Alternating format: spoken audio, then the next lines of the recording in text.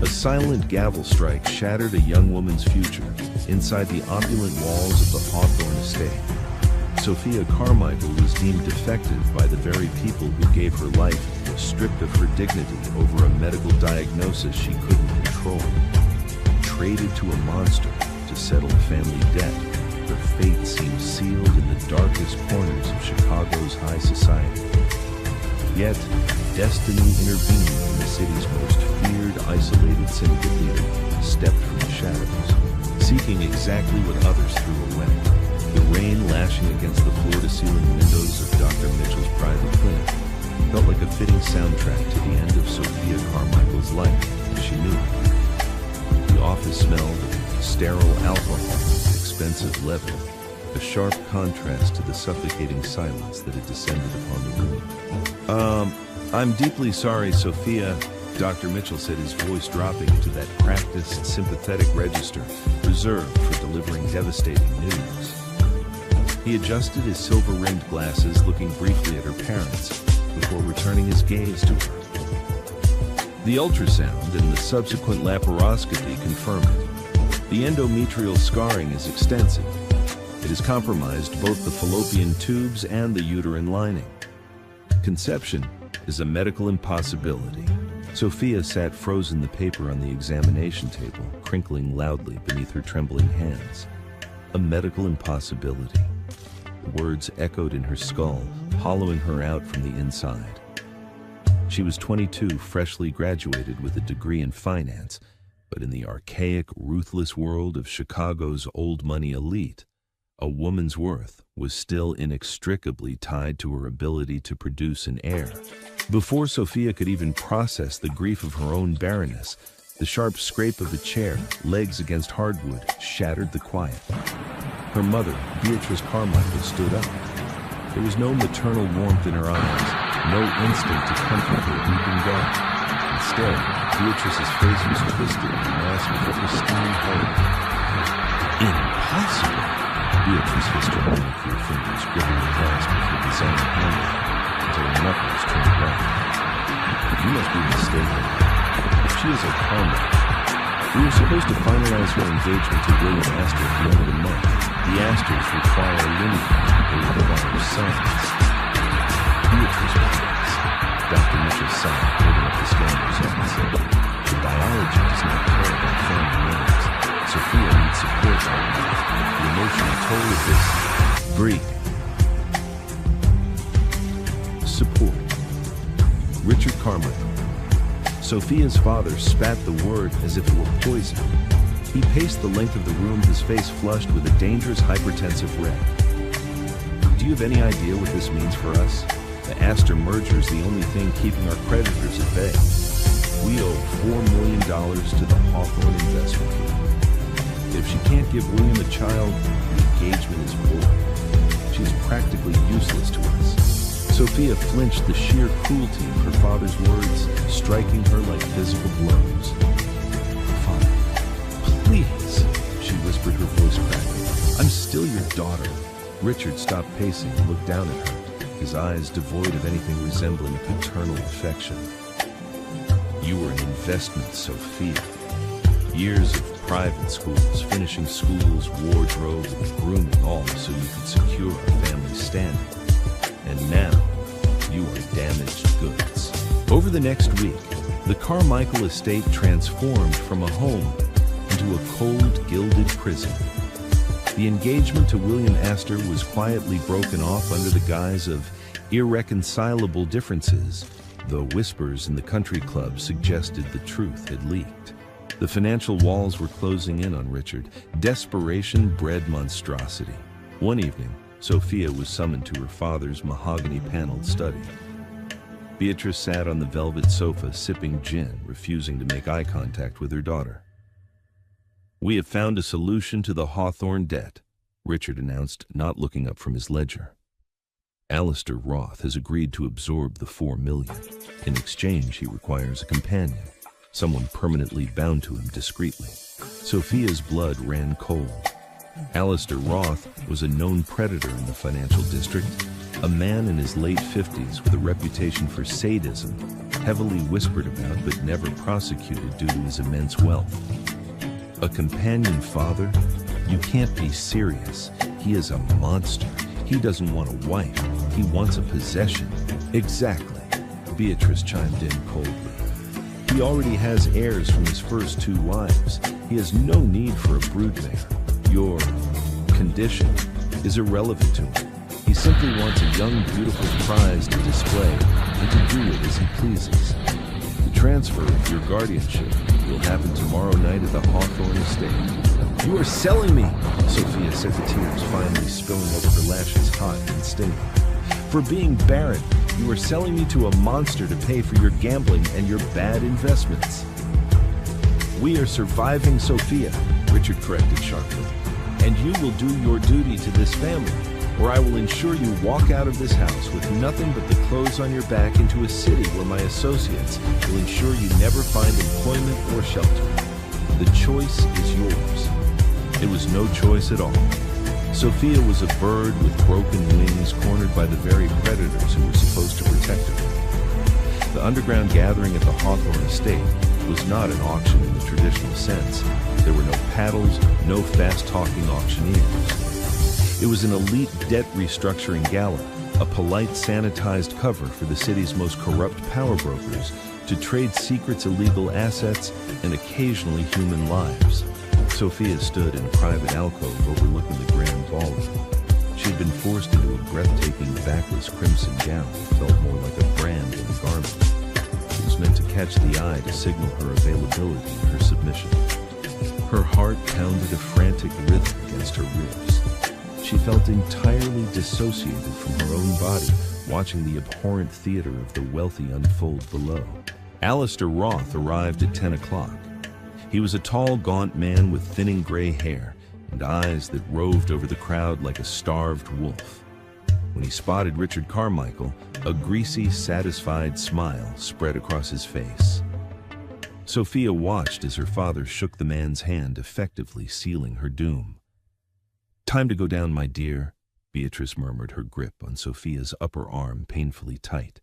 Sophia was paraded down the sweeping marble staircase. The ambient chatter of the ballroom dimmed as the elite attendees turned to spectate the transaction. Everyone knew what was happening. No one cared. Empathy was a liability in this room. "Ah, the lovely Sophia," Roth purred as she was thrust toward him. He reached out his clammy hand, gripping her chin, tilting her face side to side as if inspecting a racehorse. Flawless exterior. A pity about the internal plumbing, but I suppose one doesn't buy a painting expecting it to cook. It will look exquisite in my penthouse. Sophia squeezed her eyes shut, fighting the urge to vomit. "Please." She breathed out a final pathetic plea, and God, she wasn't sure he was listening. Then, the heavy oak double doors of the ballroom slammed open. The sound was like a gunshot, silencing the room instantly. The string quartet stopped playing in a discordant screech of bows. A man stepped over the threshold, accompanied by 2 massive stone-faced bodyguards. The temperature in the room seemed to drop 10 degrees. Gabriel Navarro, head of the Navarro Syndicate. Gabriel was a phantom in Chicago's underworld. While the men in this room played with hedge funds and blackmail, Gabriel ruled the docks, the unions, and the shadows with an iron, unforgiving grip. He was 32, devastatingly handsome, with sharp aristocratic features, but his eyes dark, bottomless pits of obsidian that looked terrifying and lonely emptiness. He was known as the Widowmaker, a man who violently seized control of his family's empire after a brutal betrayal left his father dead. Gabriel had no wife, no children, and famously despised the very high society elite who now cowered before him. Navarro. Roth sneered, trying to mask his sudden terror with bravado. "This is a private event. The syndicate has no business here." Gabriel ignored Roth entirely. His long, measured strides brought him to the center of the room. He didn't look at the extravagant decorations or the terrified guests.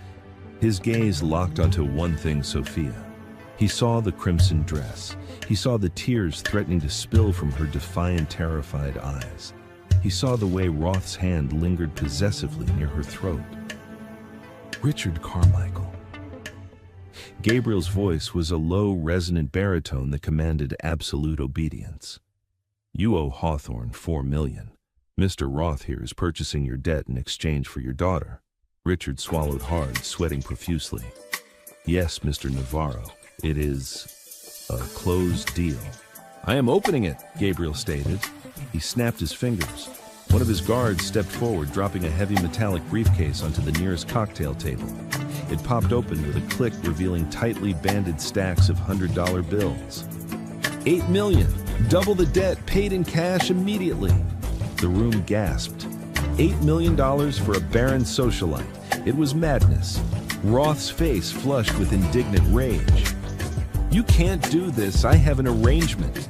And what does a man like you want with a defective woman? She can't even give you an heir Navarro. She's useless to a mafia king. Gabriel's gaze snapped to Roth, so cold and lethally sharp that the older man physically took a step back. Her medical history.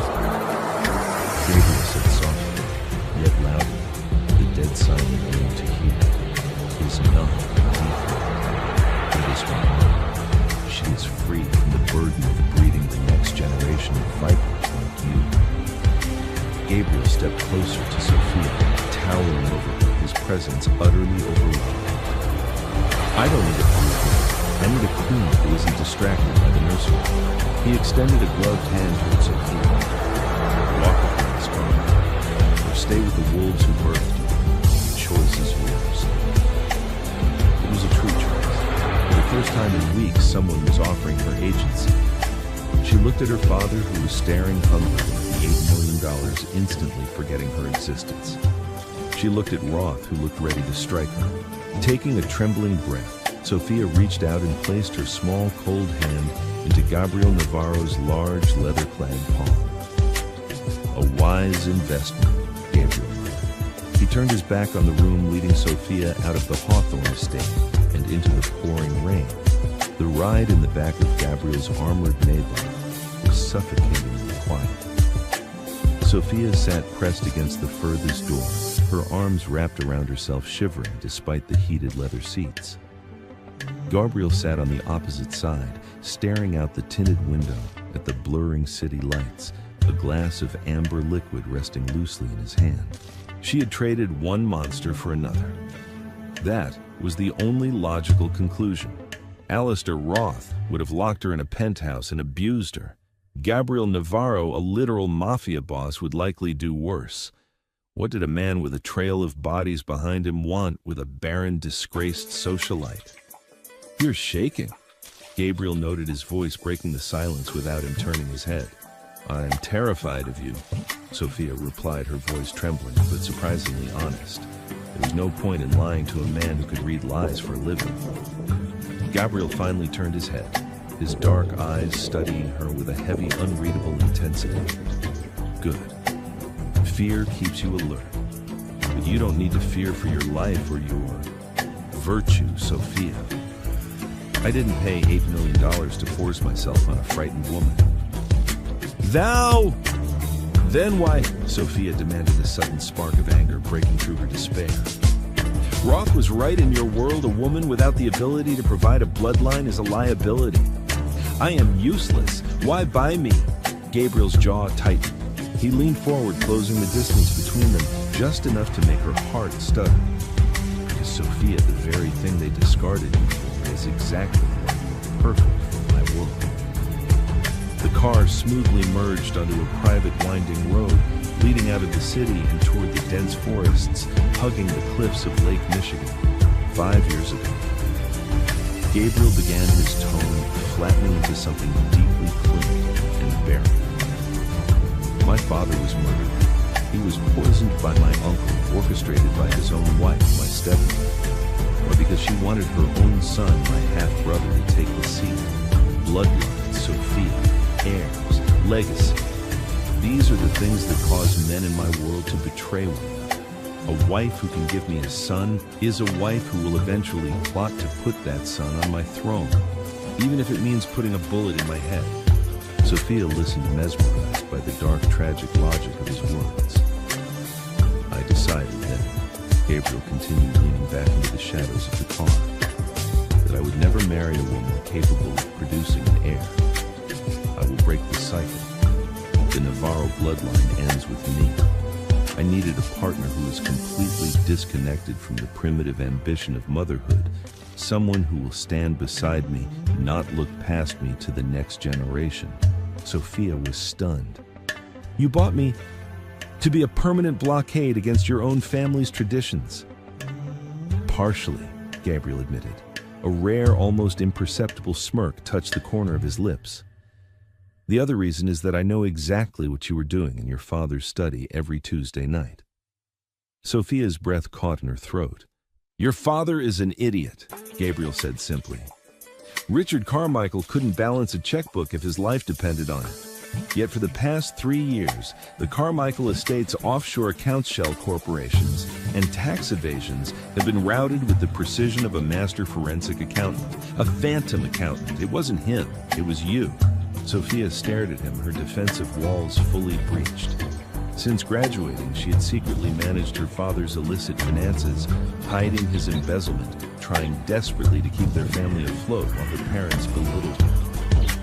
She had a brilliant analytical mind that her parents actively ignored in favor of her physical appearance. You didn't buy a companion, Sophia whispered, realizing the depth of the game Gabriel was playing. I bought a CFO. Gabriel corrected his eyes, locking onto hers with burning respect. I bought a brilliant mind that was being suffocated by fools. You will have your own suite in my compound. You will have a state-of-the-art office. You will manage the Navarro Syndicate's legitimate and illegitimate ledgers. In public, you will be the untouchable woman who tamed the widow. In private, you will answer to no one but me, and I will protect you with every gun at my disposal. The Maybach slowed, passing through massive fortified iron gates that opened into a sprawling modern compound overlooking the dark churning waters of the lake. Welcome home, Sophia, Gabriel said softly as the car parked. She looked at the imposing fortress. It was undeniably a cage. But as Gabriel stepped out and offered her his hand, treating her with more dignity in 1 hour than her parents had in 22 years, Sophia realized something profound. It was a cage, yes. But for the first time in her life, she had been handed the keys. For the first month, the Navarro compound was less a home and more an intricate high-security labyrinth. Perched on a secluded bluff in Lake Forest, Illinois, the estate was a fortress of glass, steel, and imported Italian marble. To the outside world, it belonged to a reclusive tech billionaire. To the criminal underworld of Chicago, it was the absolute center of power. For Sophia, it was the first place she had ever truly been able to breathe. Gabriel had kept his word with terrifying exactness. She was given the entire east wing of the compound. Her suite was larger than her parents' entire top-floor condominium in the Gold Coast. But it was the office that captivated her. It was a masterpiece of modern corporate warfare, soundproof walls, panoramic views of the steel-gray waters of Lake Michigan, and a semicircular desk equipped with 3 encrypted terminal monitors wired directly into the syndicate's global servers. She spent her days diving into the financial veins of Gabriel's empire. The Navarro Syndicate was staggeringly vast. It wasn't just illegal gambling or extortion. That was small-minded street work. Gabriel controlled shipping lanes, international freight logistics, commercial real estate in downtown Chicago, and a network of offshore holding companies in the Cayman Islands and Cyprus. It was a multi-billion-dollar operation, and Gabriel had handed her the master keys without a flinch. He didn't visit her during the day. He respected her space, treating her like an executive rather than a captive. Their interactions were confined to dinner, served precisely at 8 o'clock in the cavernous formal dining room. It was during one of these dinners, 4 weeks into her tenure, that the transactional ice began to crack. Sophia sat at the long mahogany table, pushing a piece of perfectly seared sea bass around her plate. She wore a simple cashmere sweater and tailored trousers, a far cry from the restrictive performance gowns her mother had forced her into. Gabriel sat at the head of the table, dressed in a bespoke charcoal brioni suit, reviewing a dossier on his tablet. The silence between them was usually comfortable, but tonight Sophia's mind was racing. "You haven't eaten?" Gabriel remarked without looking up from the screen. His voice, a low rumble, echoed slightly in the vast room. "I'm full," she lied, setting her fork down. She took a sip of her sparkling water, gathering her courage. "I spent the afternoon auditing the first quarter logistics reports for the port operations, specifically the cargo manifest routing through Apex Logistics." Gabriel slowly lowered his tablet, his dark obsidian eyes locked onto hers, entirely focused. "Apex handles our legitimate European imports, textiles, automotive parts. It's a clean front." "It's supposed to be clean," Sophia corrected her financial instincts, sharpening her tone. She stood up, retrieving a thin blue folder she had brought to the table, and walked over to hand it to him. "But it's bleeding." Slowly, systematically, and with expert precision, Gabriel opened the folder. Inside were dozens of spreadsheets heavily annotated with Sophia's neat, sharp handwriting. "Look at the depreciation schedules on the cargo vessels," she explained, leaning over his shoulder to point at the figures. She was close enough to smell his cologne, something expensive, involving cedar and black pepper. "Someone is double booking the maintenance costs. They log a repair for a ship in Rotterdam, expense it through the legitimate accounts, and then submit a duplicate invoice through a ghost company registered in Delaware. Over the last 14 months, exactly $2.5 million has been siphoned out of your clean revenue." Gabriel's expression didn't change, but the temperature in the room plummeted. The absolute stillness of his body was more terrifying than a shout. $2.5 million, and my internal auditors missed this. "They didn't miss it, Gabriel," Sophia said softly, stepping back. "They ignored it. The ghost company in Delaware is structured through a blind trust, but the IP logins for the transfers pinged back to a server located in the West Loop. Your chief logistics officer, Arthur Pendleton, lives in the West Loop." Gabriel closed the folder. His knuckles were white. Arthur Pendleton wasn't just an employee. He was a capo, a man who had served Gabriel's father. He was old guard. "You are accusing a made man of stealing from my table," Gabriel said, his voice dangerously soft. "If you are wrong, Sophia, the rules of my world dictate that Pendleton has the right to demand blood for the insult." Sophia met his lethal gaze without flinching. She had survived Beatrice and Richard Carmichael. She was not going to be intimidated by a thief's reputation. "I'm not wrong. The math does not lie. Men lie. Egos lie. Numbers are absolute. Pendleton is stealing from you." Gabriel stared at her for a long, heavy moment. The deadly aura surrounding him slowly receded, replaced by something entirely unexpected, a deep, visceral respect. The corner of his mouth corked upward. $8 million, Gabriel murmured almost to himself as he stood up from the table. He was a full foot taller than her, a towering wall of muscle and bespoke wool. He reached out his large, calloused fingers, gently brushing a stray lock of hair behind her ear. The touch was electric, sending a jolt of heat straight down her spine. "You were underpriced, Sophia." "What will you do?" she asked, her breath catching slightly at his proximity. "I will handle Pendleton," Gabriel said, his eyes darkening with a violent promise. "You have proven your worth to the syndicate. Now it is time I prove to Chicago that you belong to me." The invitation was embossed with gold leaf on heavy cream cardstock. The annual Winter Gala for the Chicago Heritage Foundation, hosted at the legendary Drake Hotel. It was the social event of the season, a glittering convergence of politicians, old money elite, and the city's quiet power brokers. It was also the first time Sophia would be seen in public since her father had sold her. "I don't want to go," Sophia admitted, staring at the invitation resting on her vanity. She was seated in her dressing room, enveloped in a silk robe. "My parents will be there. William Astor will be there. They all think They know about my medical records, Gabriel. They know why the engagement ended." Gabriel stood in the doorway dressed in a midnight blue tuxedo that made him look like a dark fallen prince. He walked into the room carrying a flat black velvet box bearing the Cartier insignia. "Let them think what they want about your biology," Gabriel said smoothly, opening the box. Inside lay a breathtaking necklace, a cascade of flawless teardrop diamonds that caught the light like frozen fire. Tonight they will not see a discarded daughter. They will see the woman who holds the leash of the Navarro syndicate. They will see power. He stepped behind her. Sophia held her breath as he draped the heavy cold diamonds around her neck. His fingers brushed against her bare neck as he secured the clasp, his touch warm and deliberate. She looked in the mirror. She was wearing a stunning form-fitting emerald green gown that Gabriel had ordered from Paris, a color that made her hazel eyes glow.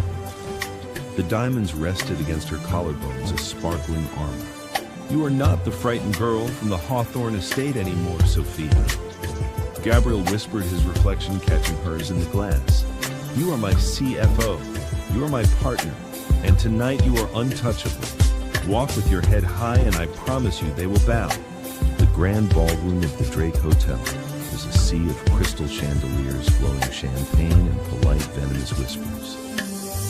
When Gabriel Navarro entered with Sophia Carmichael on his arm, the opulent room experienced a collective, breathless pause. The orchestra seemed to dip in volume. Eyes darted, champagne flutes hovered halfway to mouths. The elite of Chicago recognized the widowmaker, a man they usually only dealt with through terrified intermediaries. Seeing him here moving through their sacred social space with predatory grace was shocking. Seeing the Barren Carmichael glow on his arm draped in jewels that cost more than their ancestral estates was paralyzing. Sophia kept her chin, channeling every ounce of Gabriel's cold confidence. She felt the heavy protective weight of his hand resting on the small of her back. It didn't take long for the ghosts of her past to manifest. As they moved toward the VIP terrace, a voice dripped with aristocratic condescension cut through the polite chatter. "Well, I suppose every tragedy finds an audience." Sophia froze. She turned to see William Astor. He looked exactly as he always did. Perfect blonde hair, a condescending smirk holding a glass of scotch like a prop. Behind him stood a small cluster of his wealthy sycophants. "William," Sophia said, her voice remarkably steady. "Sophia." William replied, his eyes dropping to the Cartier diamonds with obvious resentment. He looked at Gabriel, feigning a polite smile. "Mr. Navarro, I must admit I was surprised to hear you acquired Richard's defective asset. I suppose in your line of work one doesn't care much for legacy or bloodlines. A barren wife is cheaper to maintain, isn't she?" The silence that followed was absolute. The surrounding guests backed away, sensing the sudden catastrophic shift in the atmosphere. Gabriel did not raise his voice. He did not change his posture. He merely took a half step forward, placing himself slightly between Sophia and William. "William Astor," Gabriel said. The name sounded like a death sentence on his tongue. "Heir to the Astor real estate fortune. Currently leveraged to the hilt due to your father's disastrous investments in commercial retail. I believe you owe 3 separate holding companies over $40 million. William's smirk vanished, replaced by a sudden pale panic. "I that is private family business." "Private?" Gabriel laughed a dark, humorless sound. "Nothing is private from you, little boy. And as of yesterday morning, my syndicate purchased the debt from those 3 holding companies." Color completely drained from William's face.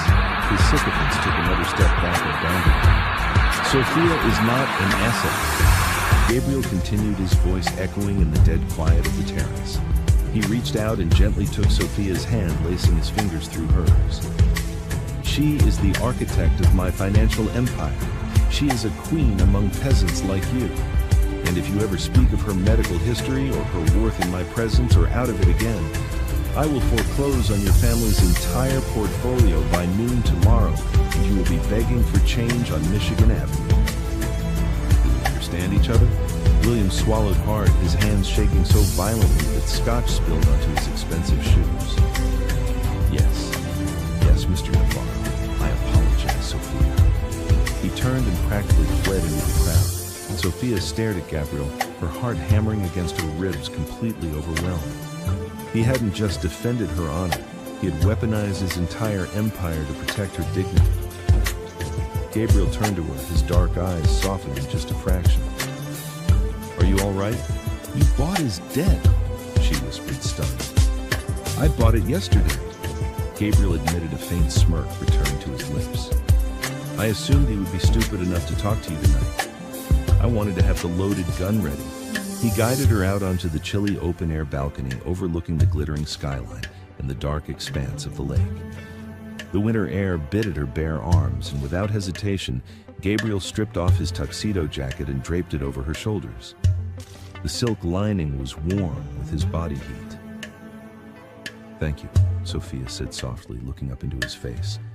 The moonlight caught the sharp angles of his jaw. "For what you did in there. Nobody has ever stood up for me like that." Gabriel stepped closer. The space between them evaporated. He reached up his thumb, gently tracing the line of her cheekbone. The transactional nature of their arrangement felt entirely absent in the quiet dark of the balcony. "I told you, Sophia." Gabriel murmured, his gaze dropping briefly to her lips before meeting her eyes again, burning with an intensity that made her breath hitch. "You belong to me, and I protect what is mine." For a fleeting second, Sophia leaned into his touch, her eyes fluttering shut. She felt the heavy, rhythmic thud of his heart as he stepped even closer. But before the moment could tip into something irrevocable, Gabriel's phone vibrated violently in his pocket, shattering the intimacy. He pulled back, his expression hardening instantly as he checked the screen. "We have to go," Gabriel said, his voice returning to the lethal, detached tone of the syndicate boss. "Pendleton knows we're looking at the books." The tension in the Maybach on the way back to Lake Forest was suffocating. Gabriel was on the phone the entire time, speaking in rapid, hushed Italian to his lieutenants. From what Sophia could gather, Arthur Pendleton had realized the financial net was closing in. He had moved up a massive shipment of illegal firearms, something Gabriel had strictly forbidden as the Navarro syndicate was attempting to legitimize its port operations. Pendleton was making a play for a massive cash grab before skipping the country. "I have to go to the Southside shipyards immediately," Gabriel told her as the gates to the compound swung open. He turned to her, his expression grim. "I'm leaving 4 of my best men here. The compound is locked down. The perimeter alarms are active. You go straight to your suite and lock the door. Do not let anyone in unless it is me." "Understood." "Gabriel, be careful," Sophia urged, gripping his forearm before he could slide out of the car. It was an instinctual gesture, a sudden terrifying realization that she cared if he made it back alive. Gabriel looked down at her hand on his arm, then back up to her eyes. He placed his hand over hers, squeezing gently. "I always am Mia Regina, my queen. Lock the door." Once inside the massive, silent house, Sophia couldn't bring herself to go to her bedroom. Her mind was racing. Pendleton was trying to move money and guns, which meant he would need to manipulate the digital ledgers one last time to cover his tracks and authorize the shipping containers out of the port. She hurried to the East Wing and unlocked her office. She booted up the encrypted terminals, her fingers flying across the mechanical keyboard. Sure enough, there was an active breach attempt on the Cayman holding accounts. Someone was trying to wire $12 million to a ghost account in Zurich. "Not on my watch, Pendleton," Sophia muttered, her eyes narrowing at the glowing screens. She engaged a counter protocol she had designed weeks ago, actively blocking the transfer and locking down the syndicate's master ledger with a triple encrypted biometric firewall. Only her retinal scan and Gabriel's thumbprint could unlock it now. She leaned back in her chair, a sigh of relief escaping her lips. She had secured the money. Click. The sound of a heavy metallic bolt sliding into place echoed in the quiet office. Sophia's blood turned to ice. She spun around in her chair. Standing inside her office, having locked the heavy soundproof oak door behind him, was Arthur Pendleton. He was a thick-set man in his late 50s, his face flushed with panic and rage. In his right hand, he held a suppressed 9mm pistol aimed directly at her chest. "Arthur," Sophia said, fighting to keep her voice from trembling. The guards outside your wing answer to Gabriel," Pendleton sneered, stepping further into the room. "The internal security feeds on this floor were installed by my crew 10 years ago. It's amazing what looped camera feed will let a man get away with." He walked over to the desk, glancing at the flashing red access denied warning on the terminal screens. "Unlock it, you little bitch!" Pendleton spat, gesturing with the gun. "I need that 12 million transferred to Zurich in the next 3 minutes, or the Colombians are going to skin me alive at the docks." "I can't," Sophia lied, her mind racing. "The system requires a dual authorization. I need Gabriel's physical thumbprint."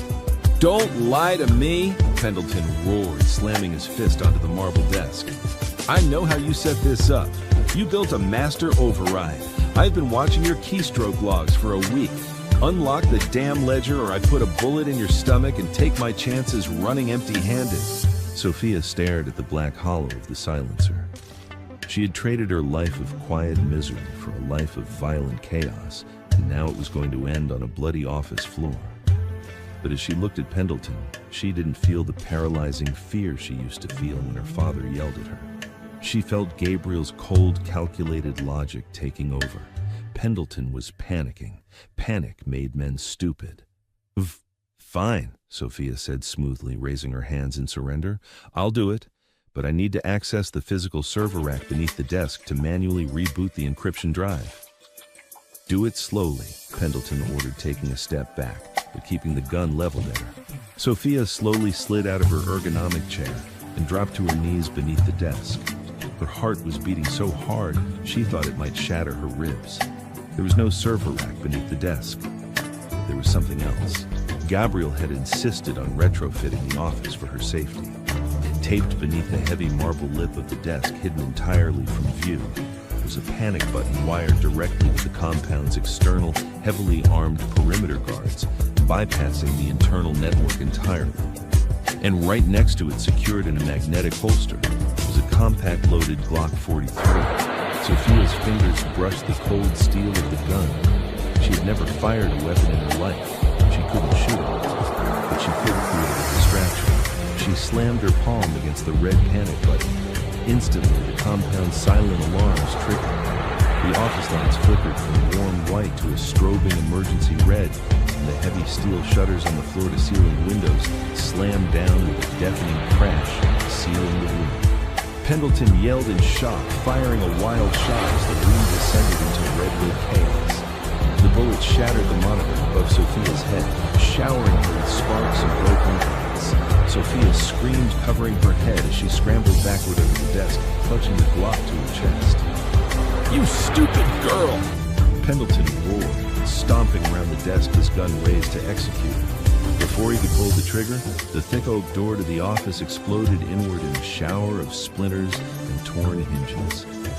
Gabriel stood in the doorway, a veritable demon bathed in the strobing red light. He held a massive matte black assault rifle, his chest heaving, his eyes wide with a terrifying, untethered madness. He hadn't gone to the docks. He had realized the diversion too late and turned the car around. Pendleton spun toward the door, raising his weapon. Gabriel didn't hesitate. He fired a 3-round burst. The suppressed chugs of the rifle were muffled in the large room, but the impact was devastating. Pendleton's body jerked violently before collapsing backward onto the marble floor, completely lifeless. The silence that followed was heavy, broken only by the hum of the emergency lights and Sophia's ragged breathing from beneath the desk. Gabriel dropped the rifle. He didn't look at the body. He scrambled around the desk, dropping to his knees, his massive hands reaching for her. "Sophia!" Gabriel choked out, his voice entirely stripped of its usual smooth, cold control. He pulled her out from under the desk, his hands frantically checking her face, her arms, her chest for blood. "Sophia, did he hit you? Are you hurt?" "I'm fine," she sobbed, the adrenaline finally crashing, leaving her shaking uncontrollably. The Glock slipped from her hands onto the floor. "I locked the accounts. He couldn't get the money." Gabriel didn't care about the money. He pulled her into his chest, wrapping his massive arms around her, crushing her against him. He buried his face in her neck, taking in deep, shuddering breaths of her scent. "I don't give a damn about the money," Gabriel whispered fiercely against her skin, his voice trembling. When the perimeter alarm tripped, "I thought I lost you. I thought I was too late." Sophia wrapped her arms around his broad shoulders, clinging to him like a lifeline. The imposing, terrifying Mafia Boss was holding her as if she were the most precious, fragile thing in the world, and he was terrified of letting her go. Gabriel pulled back just enough to look at her face. His dark eyes were wild with an emotion he had sworn off years ago. Without another word, he cupped her face in his hands and crashed his lips down into hers. It wasn't a gentle kiss. It was desperate, fierce, and entirely possessive. It was the physical manifestation of a man realizing that his carefully constructed world of logic and isolation had just been blown apart by the woman in his arms. Sophia kissed him back with equal fervor, her fingers tangled in his thick dark hair. In the bloody, red-lit ruins of her office, amidst the chaos of a syndicate war, Sophia finally understood the truth. She wasn't just a CFO. She wasn't just a shield against his family's legacy. She was his, and God held anyone who tried to take her away.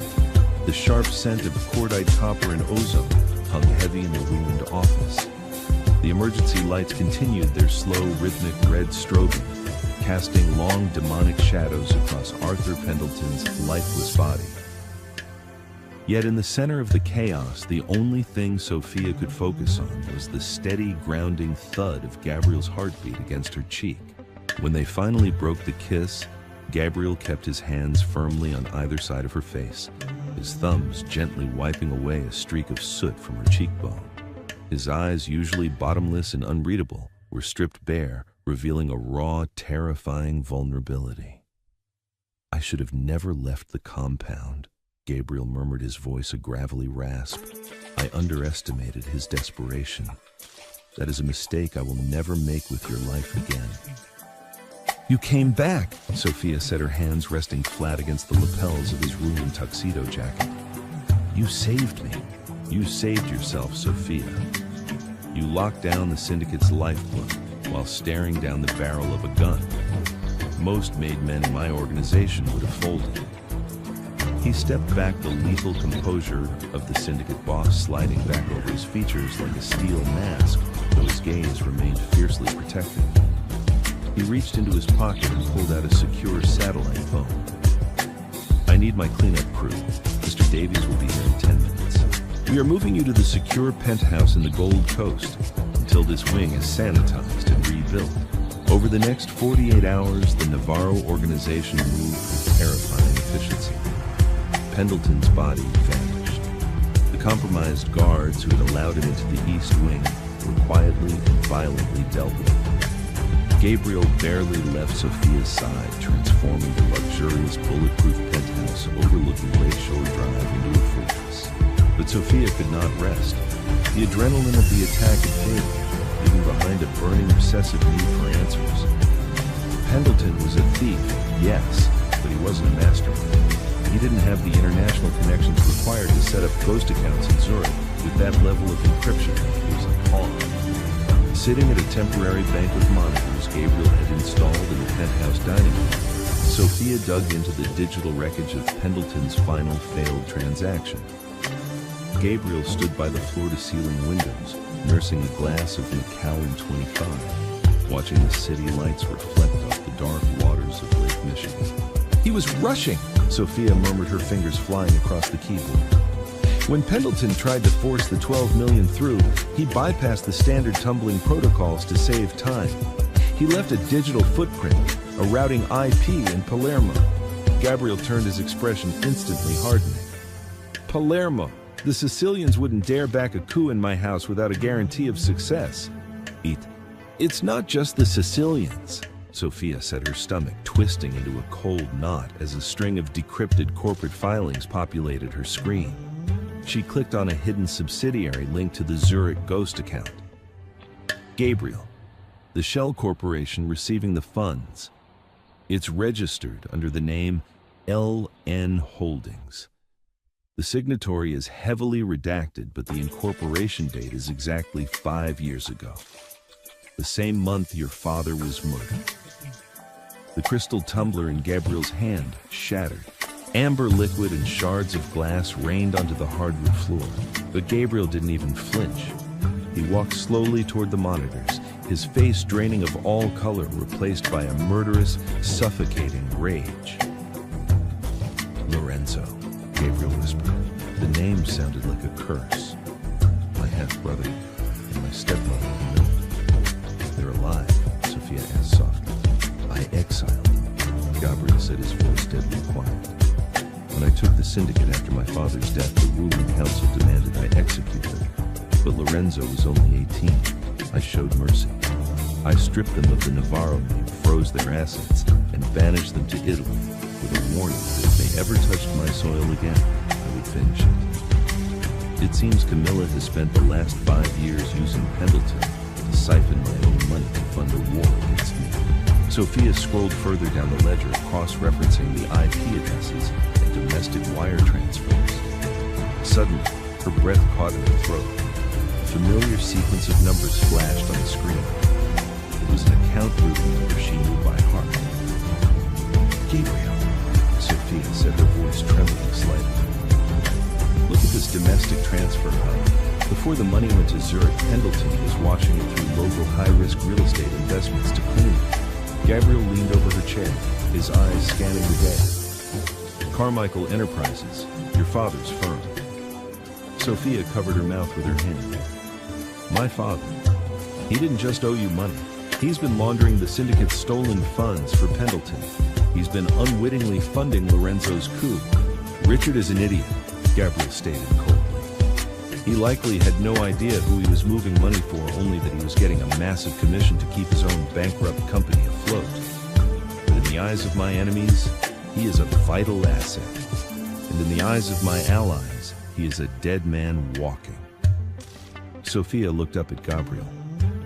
If Lorenzo realizes Pendleton is dead and the 12 million is locked, he will burn the evidence, Gabriel finished, starting with the weak links, your parents. The rain was coming down in sheets across the tarmac at Signature Flight Support, the private aviation terminal at Midway International Airport. It was 3 a.m. Richard and Beatrice Carmichael stood shivering beneath the awning of a private hangar, frantically directing a baggage handler to load their Goyard trunks onto a waiting Gulfstream G650. They had received the anonymous tip 2 hours ago. Their accounts were frozen. The feds were closing in, and their mysterious benefactor was demanding immediate repayment. Fleeing to Geneva was their only option. Hurry up, you imbecile! Richard snapped at the handler, glancing nervously over his shoulder at the dark, rain-slicked runway. If this plane doesn't take off in 10 minutes, I'll have your job. I don't think you will have a job to threaten him with Richard. The voice cut through the sound of the idling jet engines and the pounding rain like a razor blade. Richard and Beatrice spun around. Walking out of the shadows of the hangar were Gabriel and Sophia. Sophia wore a sleek black trench coat, her hair pulled back sharply. She looked entirely different from the broken weeping girl they'd sold at the Hawthorne estate just weeks ago. She stood tall, radiating an icy, untouchable authority, flanked by Gabriel and 4 heavily armed syndicate enforcers. Sophia, Beatrice gasped, clutching her mink coat tightly around herself. What are you doing here, Mr. Navarro? Get on your knees, Richard, Gabriel commanded. The sheer terrifying weight of his voice left no room for hesitation. Richard's knees buckled. He collapsed onto the wet concrete, the rain instantly soaking his expensive trousers. Navarro, please. I don't know what this is about. The debt was settled. You took the girl. You washed $12 million for my exiled brother, Gabriel said, pulling a sleek, customized 1911 pistol from his shoulder holster. He didn't point it at Richard, but the threat was suffocatingly clear. You financed a hit on my life, and you facilitated the theft of my property. I didn't know. Richard sobbed, his hands raised in terror. A man named Arthur came to me. He offered me a lifeline. I never asked where the money came from. You have to believe me. Sophia looked down at the man who had raised her, the man who had looked at her medical records and declared her a worthless object to be bartered. She felt no pity. She felt only a cold, clinical detachment. "You never ask questions when the money benefits you, father," Sophia said, her voice ringing out clearly over the storm. "You didn't ask questions when Alistair Roth offered to buy me. You only ever cared about the ledger. And now your ledger is balanced in blood." Before Richard could formulate a pathetic reply, the screech of tires echoed across the tarmac. Two black armored Lincoln Navigators smashed through the perimeter chain-link fence of the airstrip, their high beams blinding the group. Lorenzo's cleanup crew had arrived. "Get down!" Gabriel roared. He grabbed Sophia by the waist, tackling her behind the heavy steel landing gear of the Gulfstream, just as the night erupted in deafening gunfire. Sparks flew as bullets chewed through the hangar walls and the fuselage of the jet. Gabriel's enforcers instantly returned fire, their suppressed automatic weapons chugging rapidly. The tarmac turned into a chaotic war zone with flashing muzzle bursts and shattered glass. "Stay behind me!" Gabriel ordered, his body pressing Sophia into the cold, wet concrete, covering her completely. He leaned out from the landing gear, returning fire with lethal, measured precision. Two men spilling out of the lead, Lincoln dropped instantly to the pavement. Richard and Beatrice were screaming, huddled behind a pile of luggage carts. "Gabriel, the fuel truck!" Sophia yelled over the gunfire, pointing to a massive aviation fuel tanker parked just behind the Lincolns. Gabriel followed her gaze. A ruthless smirk crossed his face. He swapped the magazine in his 1911, took careful aim through the blinding rain, and fired 3 rapid shots directly into the tanker's highly pressurized release valve. He grabbed Sophia, pulling her tight against his chest and covering her ears. "Brace!" The explosion was catastrophic. The shockwave shattered the remaining windows of the terminal, sending a massive plume of orange fire rolling into the stormy sky. The blast threw the remaining hitmen to the ground, disabling their vehicles and ending the firefight in a blinding inferno. Gabriel's men moved in swiftly, securing the surviving attackers with zip ties and brutal efficiency. Slowly, Gabriel helped Sophia to her feet. The rain hissed against the burning wreckage of the Lincolns. He checked her over, his hands frantic, until she nodded to confirm she was unhurt. They walked back over to Richard and Beatrice, who were cowering on the ground, covered in soot and paralyzed with terror. "Lorenzo sent them to silence you," Gabriel said, looking down at his future father-in-law with absolute disgust. "Because you are a liability. By the laws of my world, I should let my men throw you both into the lake." "Please," Beatrice wailed, reaching a trembling hand out toward her daughter. "Sophia, please. You are our blood. Tell him to spare us." Sophia stared at her mother, the woman who had told her she was broken. "Blood means nothing." Sophia said, her voice echoing with the cold finality of the judge passing sentence. "Loyalty means everything. You sold me because I couldn't give you an heir. You traded me monsters to save your country club memberships. Gabriel is the only family I have." She looked at Gabriel and gave a single definitive nod. Gabriel lowered his weapon, tucking it back into his holster. "You will get on this plane. The pilot has coordinates for a private airstrip in South America. All of your domestic and offshore accounts have been drained by my CFO. You have nothing. If you ever set foot on United States soil again, or if you ever attempt to contact Sophia, I will not send hitmen. I will come for you myself. Get out of my sight." Richard and Beatrice didn't hesitate. Sobbing and entirely broken, they scrambled up the stairs of the jet, leaving behind the city, their wealth, and the daughter they had so foolishly discarded.